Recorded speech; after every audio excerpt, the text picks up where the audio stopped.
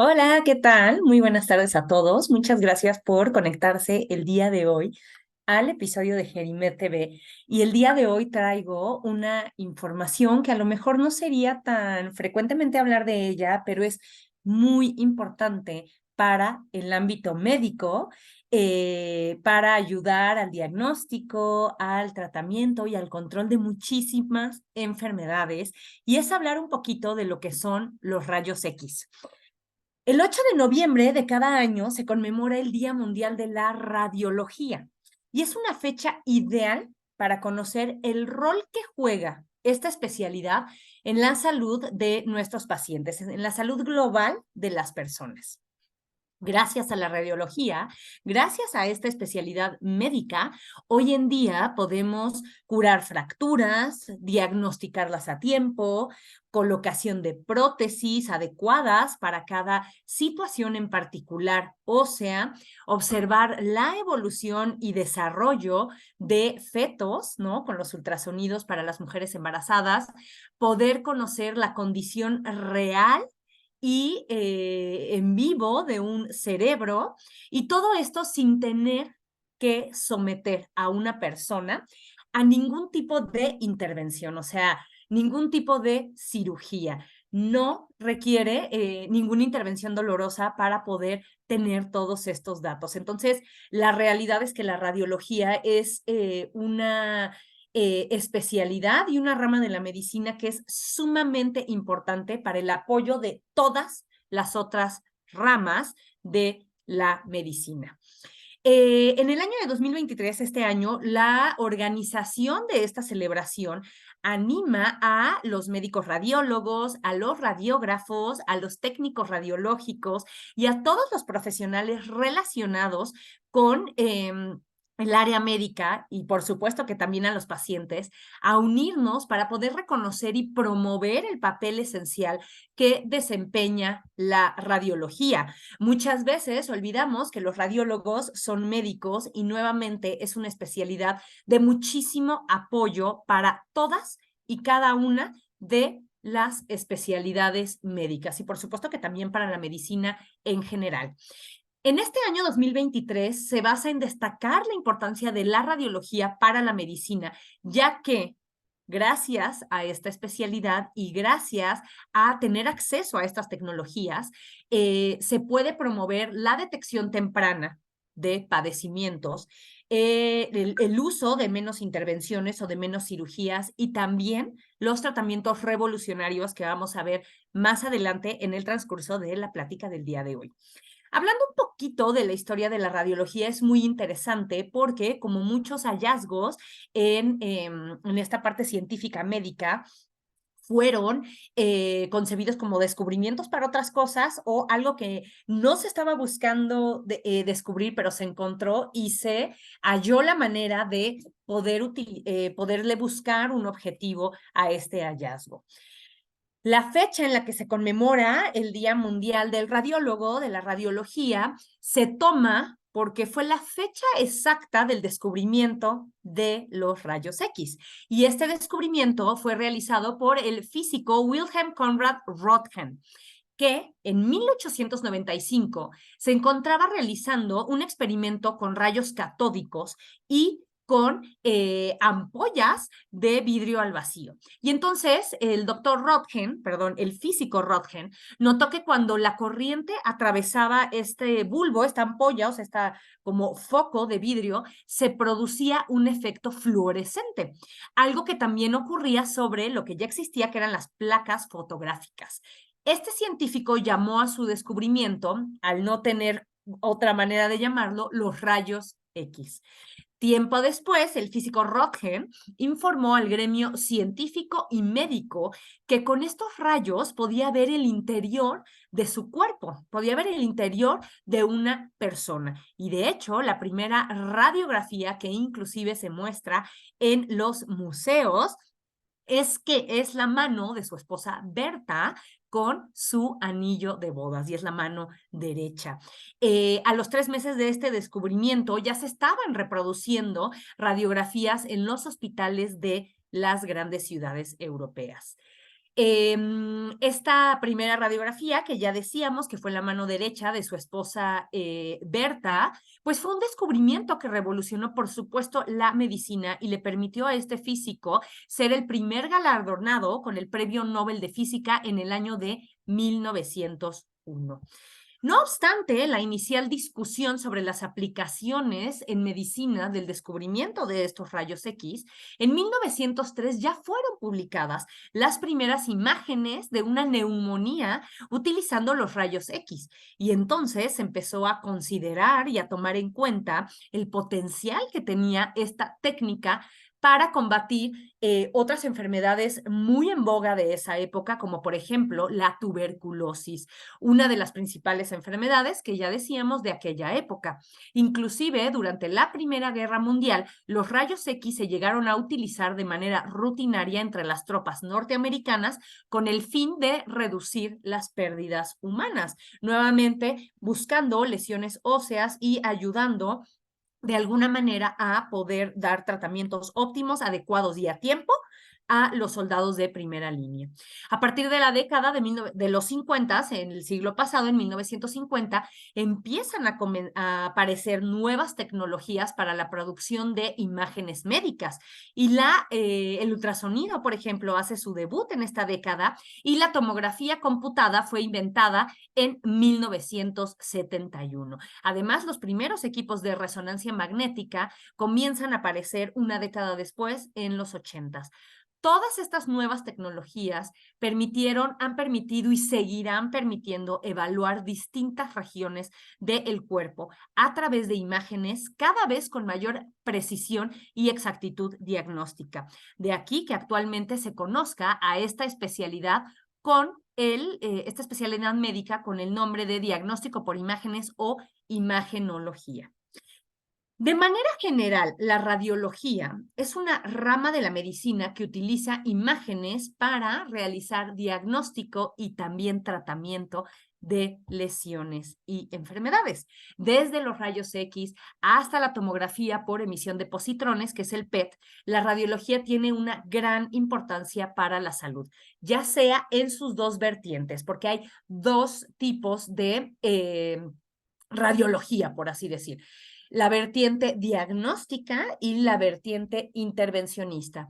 En cuanto a la vertiente diagnóstica, la primera permite diagnosticar el origen de síntomas y detectar enfermedades, así como para conocer el progreso de un tratamiento determinado, ¿no? Entonces, por ejemplo, esto es muy útil para los ortopedistas cuando estamos dando un seguimiento a una placa que se colocó en algún hueso roto o alguna fisura, ¿no? Y damos un tratamiento, una inmovilización, y entonces nos va sirviendo para que a lo largo del tiempo podamos evaluar qué respuesta está teniendo el hueso a el tratamiento determinado. Por otro lado, la otra vertiente de la radiología, que es la radiología intervencionista, va a utilizar las imágenes como guía para realizar procedimientos, o sea, para intervenir el cuerpo, ya que ayudan a los médicos y a los profesionales de la salud para, por ejemplo, introducir catéteres, guías,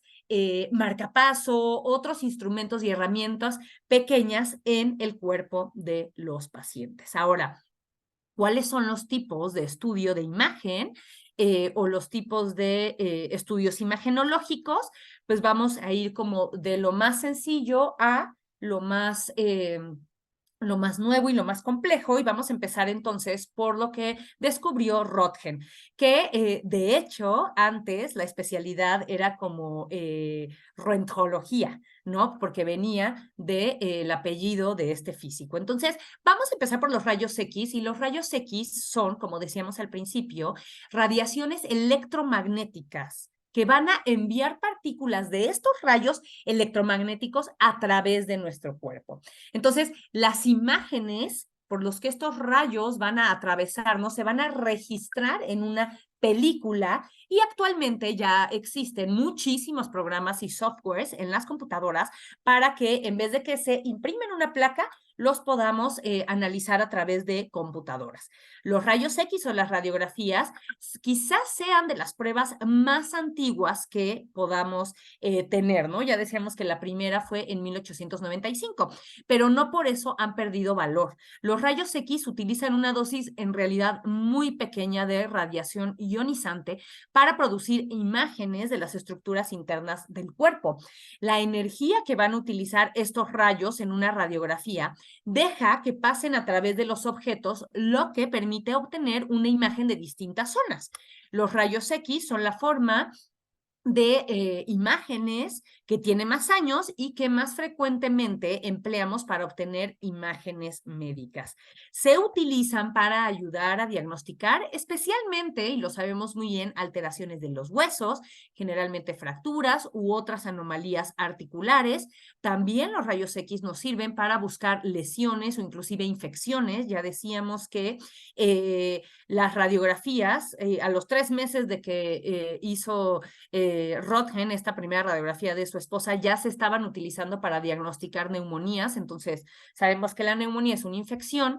Los rayos X pueden ayudar a detectarnos infecciones, habitualmente ya decíamos en el tórax, y también para localizar cuerpos extraños en partes blandas, ¿no? O sea, cuando hay, por ejemplo, con una persona, un niño de glúteo o aspira, una pequeña piedrita, un juguetito por ahí, si hacemos una radiografía, el objeto dentro del cuerpo se va a notar, ¿no? Entonces también podemos visualizar cuerpos extraños en partes blandas. La radiografía de tórax, ya decíamos que es una de las exploraciones radiológicas que más empleamos a nivel mundial y que, además de utilizarlo para evaluar pulmones, también podemos utilizarlo para ver el corazón, la pared torácica, ósea, y también lo utilizamos, por supuesto, cuando hay una tos persistente, cuando hay fiebre, cuando hay dolor de pecho. Inicialmente solicitamos una radiografía de tórax.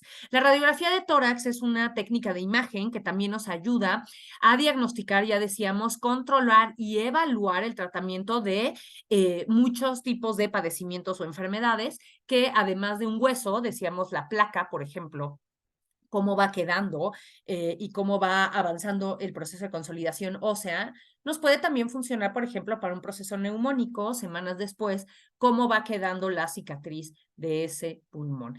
Debido a que los rayos X son en realidad rápidos y accesibles, resultan particularmente útiles para diagnósticos y tratamientos de emergencia. Eso en cuanto a los rayos X. Ahora, otro de los instrumentos que tenemos en la radiología es el ultrasonido. El ultrasonido ya decíamos que nació en 1950 y el ultrasonido, la manera en la que funciona consiste en el uso de ondas sonoras de alta frecuencia que son imperceptibles para el oído humano y que estas ondas de alta frecuencia crean imágenes de los órganos y sistemas dentro del cuerpo. Y hay dos tipos de ultrasonidos. Al igual que la radiología, se dividen en ultrasonido diagnóstico y terapéutico.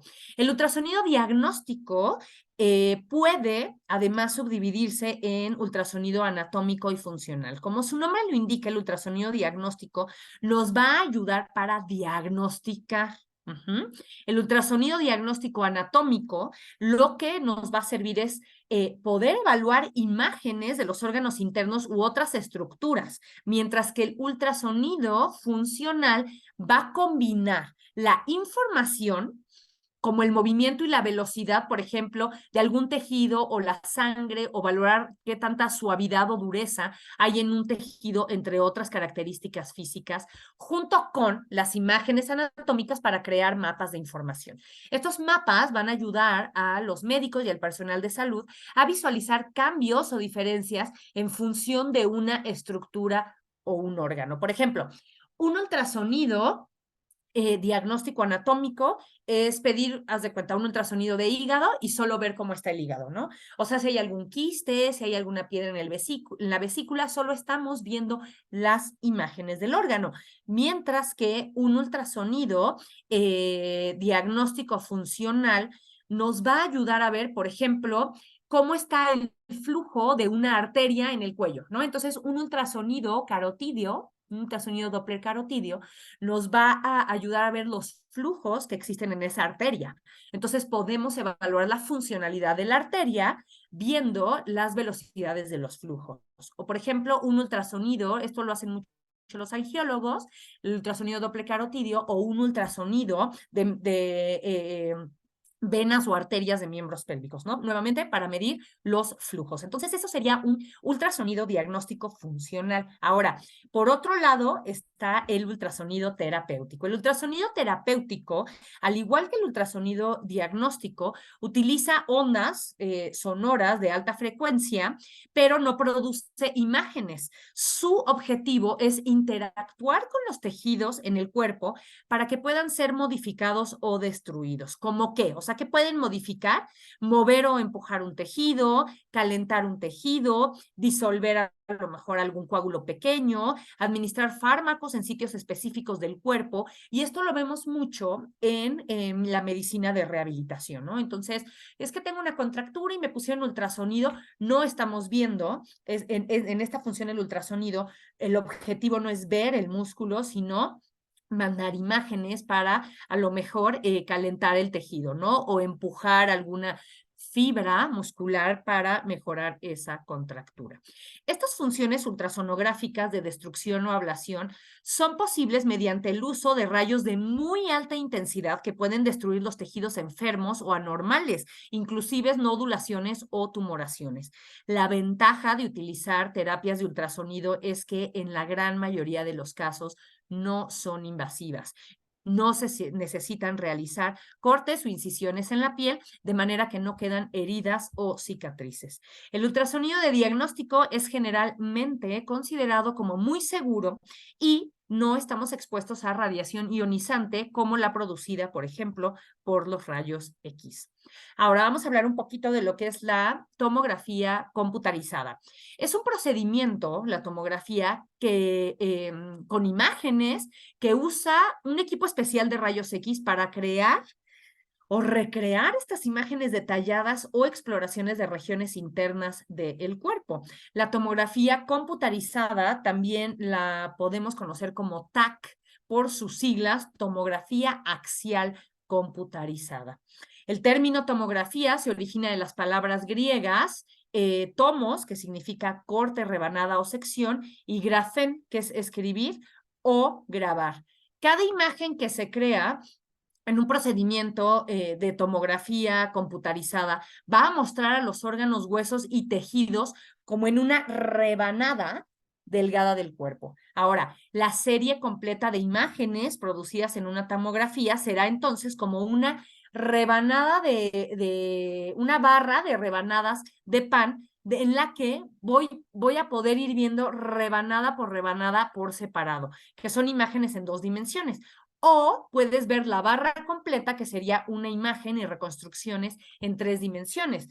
La tomografía computarizada utiliza programas informáticos, sí o sí, para crear ambos tipos de imágenes, ¿no? Entonces, a diferencia de los rayos X, que no necesariamente necesitas una computadora, una tomografía computarizada, como su nombre lo indica, requiere de un software especial para poder traducir esas imágenes del tomógrafo hacia la pantalla de la computadora.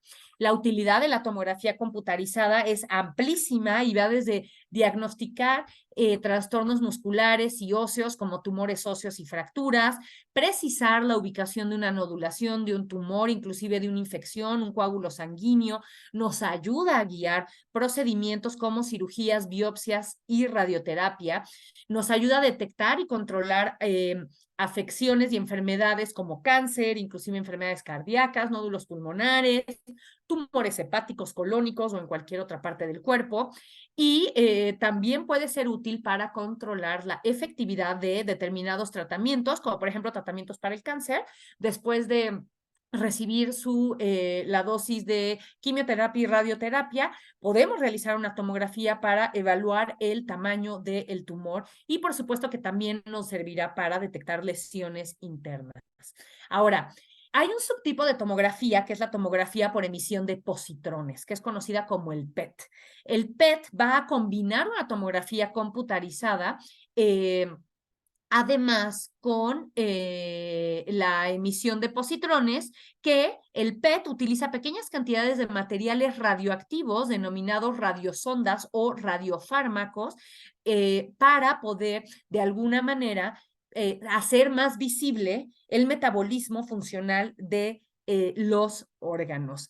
Mediante la identificación de cambios a nivel celular, el PET-CT, que es la tomografía computarizada por emisión de positrones, puede detectar manifestaciones muy tempranas de enfermedades antes que otros exámenes por imágenes. ¿Por qué?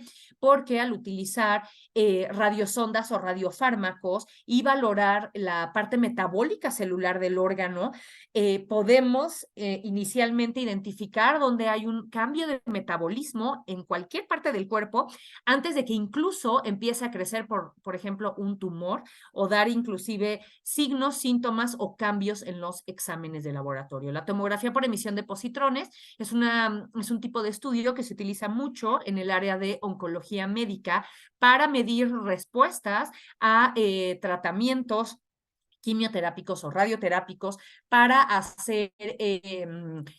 para poder diagnosticar con certeza la remisión de un cáncer o los tratamientos de este.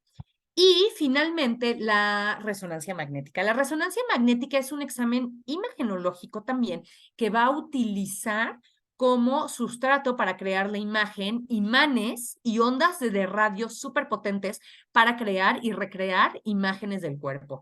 No emplea rayos X. Una resonancia magnética no te va a radiar, al contrario de rayos X y una tomografía. Las imágenes por resonancia magnética solas se denominan cortes y se pueden almacenar nuevamente en una computadora o imprimirse también en una película, pero actualmente lo utilizamos mucho en la computadora porque existen softwares especiales para poder hacer reconstrucciones y cortes más delgados o más gruesos. Un examen de resonancia magnética produce docenas o a veces cientos de imágenes, entonces son estas rebanadas que nos van a hacer ver el cuerpo de manera interna, de una manera muy detallada. La resonancia magnética, al funcionar por un electromagnetismo, tenemos que tener cuidado, no todas las personas pueden ingresar a una resonancia magnética y todo lo que haya de metal en tu cuerpo será una contraindicación para realizarte una resonancia magnética, a menos que tu metal sea compatible con resonadores o existen resonadores actualmente que tienen esta función en la que pueden inclusive hacer resonancias con cuerpos extraños metálicos dentro del cuerpo, como prótesis mecánicas articulares, válvulas cardíacas artificiales, los que son portadores de desfibriladores de cardioversión implantables, cuando tienen bombas de infusión implantadas para medicamentos, cuando hay marcapasos, cuando hay clips metálicos, ¿no? O sea, grapas internas, clavos metálicos, tornillos, placas stents, grapas quirúrgicas, implantes de cócleas, por ejemplo, personas que tienen esquirlas o balas o algún fragmento de metal dentro del cuerpo que por algún motivo no fue retirado, o dispositivos intrauterinos en las mujeres como control prenatal, son personas que no pueden de manera rutinaria realizarse una resonancia magnética. Y cuando tú vas a realizarte una resonancia magnética, antes de que ingreses al aparato, hacen toda esta examinación, el técnico radiológico, para que no vaya a suceder alguna situación de cuidado.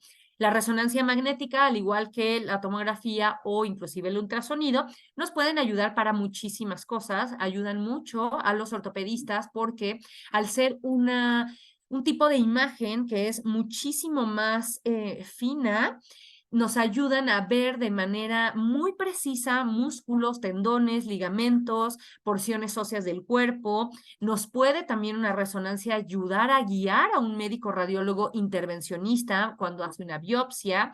Se puede también de esta manera identificar masas y tumores, incluido el cáncer, estudiar vasos sanguíneos e inclusive ya hay resonancias magnéticas cardíacas que ayudan a los cardiólogos a tomar decisiones sin hacer intervenciones muy, o sea, que tengamos que, por ejemplo, hacer un cateterismo cardíaco. Ya existen gamagramas o resonancias magnéticas cardíacas que nos ayudan a tomar decisiones para poder llevar a cabo un tratamiento. Entonces, la realidad es que la radiología es una especialidad médica que es de muchísima importancia para, nuevamente, el diagnóstico, el seguimiento y el tratamiento de diversas enfermedades. Cada 8 de noviembre conmemoramos este día que es de suma importancia y ya saben que la radiología es una especialidad médica y es de muchísima utilidad. Espero que la información haya sido de utilidad y que tengan un excelente día. Hasta pronto.